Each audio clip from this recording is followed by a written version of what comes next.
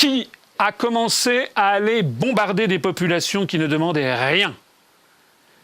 Comment se fait-il que la France n'était absolument pas la proie au terrorisme voici encore 10 ans et que désormais nous sommes devenus le pays en Europe qui subissons le plus d'actions terroristes? Si action terroriste, il est confirmé pour cette affaire de Nice, puisqu'il y a encore une ambiguïté pour savoir exactement quel était le personnage qui a commis ça et quelles étaient ses caractéristiques psychiatriques qui avaient l'air assez chargées.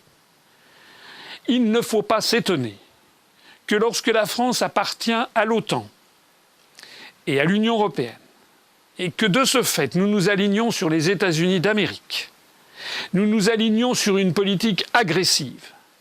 Nous sommes un pays qui, et M. Sarkozy en sait quelque chose, puisque c'est M. Sarkozy qui, sans demander l'avis des Français, est allé bombarder la Libye, détruire le régime libyen, faire assassiner Kadhafi, avec comme beau résultat, je ne suis pas là pour défendre bien entendu, le régime de Kadhafi qui n'était pas forcément quelque chose de très démocratique, c'est un fait. Mais est-ce que le régime saoudien, est-ce que le régime du Qatar, est-ce que le régime du Bahreïn, qui sont des régimes qui sont tenus à bout de bras par l'Occident et avec lesquels d'ailleurs M. Sarkozy ou M. Hollande font leurs affaires quotidiennement, est-ce que ces régimes sont plus démocratiques que celui de Kadhafi? La réponse est non.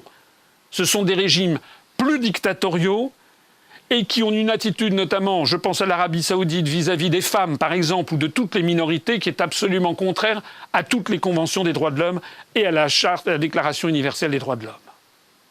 Le résultat, c'est que M. Sarkozy a fait détruire la Libye. 2/3 des habitants de la Libye ont fui leur pays et ont alimenté notamment cet effet de château de cartes qui s'est effondré au Machrek et au Maghreb et au Sahel, avec notamment l'arrivée de ces réfugiés de guerre que l'on baptise des migrants. Ce qui s'est passé en Libye, on l'a constaté également au Soudan. Je rappelle que M. Juppé, en 2011, s'est rendu comme un toutou à la remorque des Américains, s'est rendu à Djouba, la capitale du nouveau pays appelé le Sud-Soudan. M. Juppé, qui était à l'époque ministre des Affaires étrangères, avec toujours son inénarrable façon de prendre ses interlocuteurs pour des cons, M. Juppé avait expliqué que voilà, on apportait la paix avec la création de ce nouvel État. En fait, ça sentait le pétrole au Sud-Soudan, comme en Libye, comme en Syrie, comme en Irak, et j'en passe. Le résultat du Sud-Soudan, depuis que maintenant le Sud-Soudan est devenu indépendant, c'est une des guerres les plus meurtrières qui soit, dont personne jamais ne parle. On estime qu'il y a eu au Sud-Soudan, depuis l'indépendance qui est allé fêter monsieur Juppé, on estime qu'il y a eu entre 50 et 300 000 morts. Et ça continue en ce moment même, avec des crimes contre l'humanité qui défient l'imagination. Je signale d'ailleurs au passage qu'il ne s'agit pas, en l'espèce, de populations musulmanes, mais de populations chrétiennes qui s'entretuent.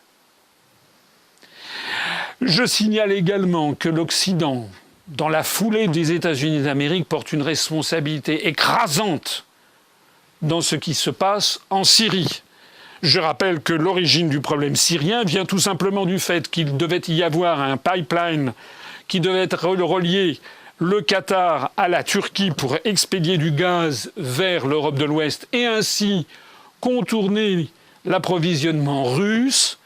Et je rappelle que Bachar el-Assad s'y est opposé. Et c'est à partir du moment où ces projets de pipeline, voulus bien entendu par Washington contre la Russie, c'est à partir du moment où Bachar el-Assad s'y est opposé que d'un seul coup, eh bien, les États-Unis d'Amérique, nommons-les directement, avec un certain nombre de leurs supplétifs au Moyen-Orient, ont décidé la déstabilisation du régime de Bachar el-Assad. Et la France s'est pliée à ce jeu, un jeu détestable. L'Occident a donc décidé la déstabilisation du régime de Bachar el-Assad.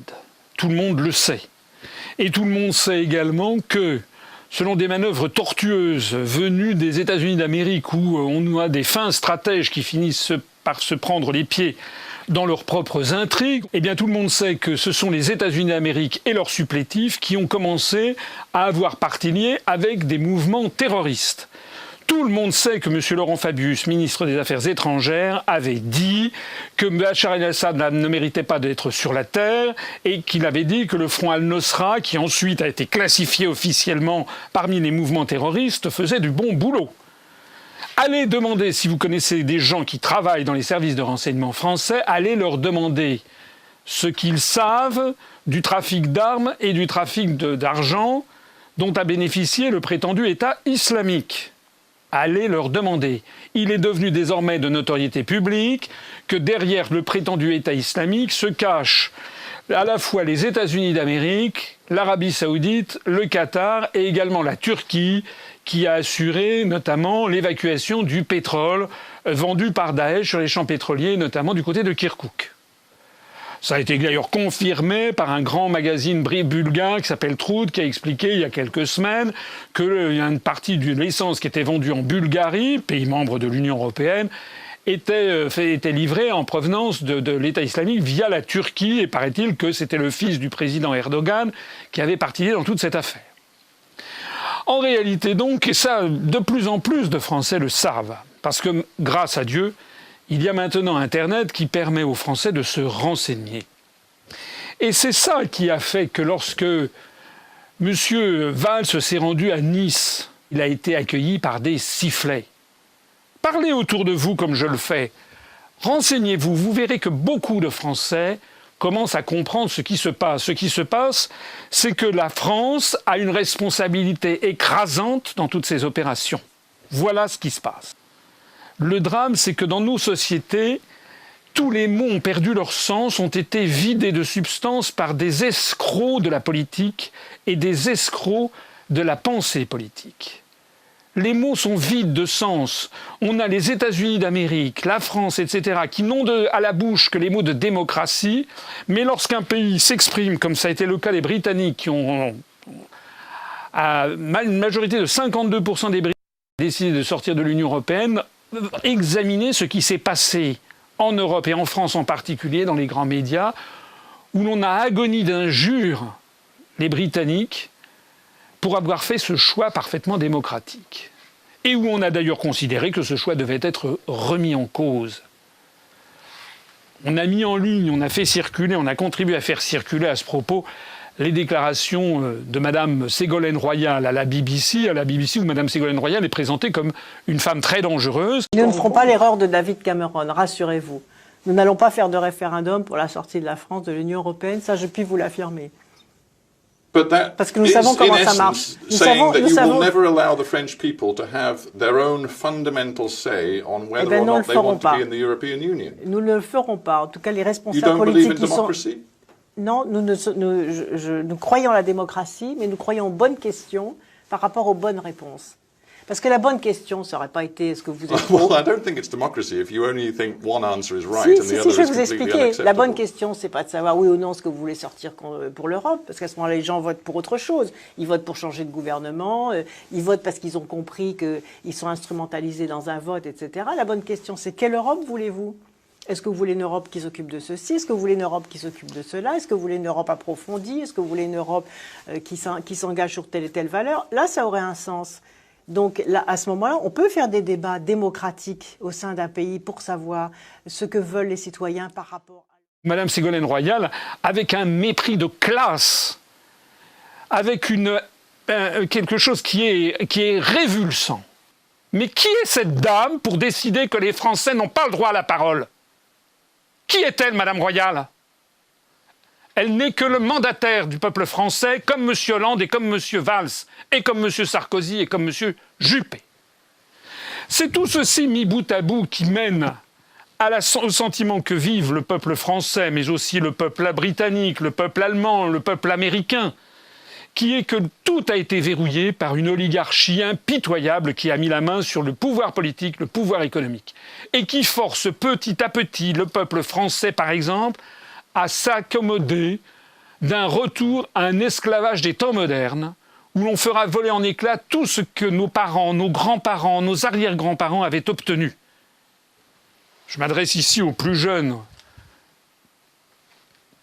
Quel est le monde dans lequel veulent nous enfoncer les euro-atlantistes, un monde où il n'y aura plus aucune loi que la loi de la jungle, où on pourra jeter quelqu'un à tout moment parce qu'il n'est plus assez productif. J'ai déjà eu l'occasion d'en parler. Un monde où en France, il y a plus de 20% des jeunes qui sont au chômage.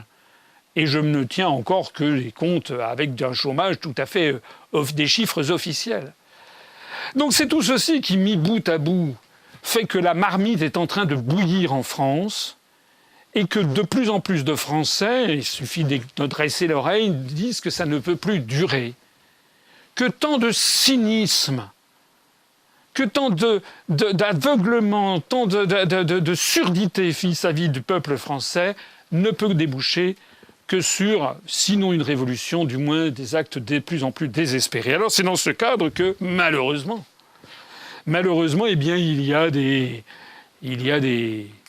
laissés pour compte, des désaxés, des malades, comme ça semble-t-il, c'est le cas du tueur de Nice, dont le pédigré montre qu'il était très violent, etc., qui d'un seul coup, eh bien, veulent faire une action d'éclat et s'emparent de ce qu'ils ont. Hein. C'est pas nouveau, on a déjà connu ça en France. Hein. Il y avait eu à d'autres moments de notre histoire collective, on a connu Action Directe, on a connu la bande à Bono, on a connu comme ça des gens qui ont le sentiment, eh bien, que tout est perdu et que la société les a rejetés, qui rejettent eux-mêmes l'ensemble de la société, qui se mettent à commettre des actes de violence, des espèces de suicides théâtralisés. On a vu d'ailleurs ce phénomène aux États-Unis.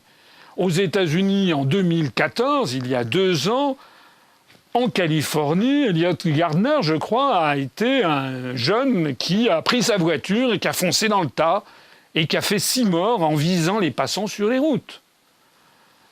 Il y a quelques mois, c'était en 2015, un pilote allemand de 27 ans, Andreas Lubitz, pilote de la Germanwings, a volontairement plongé l'Airbus A320 dans les montagnes des Alpes de Haute-Provence, avec 150 personnes à bord qu'il a tuées, une espèce de suicide hyperbolique, d'un esprit malade, mais d'un esprit qui ne sait plus comment faire. Et puis je voudrais à ce propos insister sur l'univers dans lequel se développe toute cette violence. Est-ce que M. Sarkozy, qui est le grand champion des États-Unis d'Amérique, M. Hollande, M. Valls, M. Juppé et tout le team qui ne jure matin, midi et soir et la nuit que par les États-Unis d'Amérique, est-ce qu'ils se sont rendus compte de la société qui nous est proposée par les États-Unis d'Amérique ?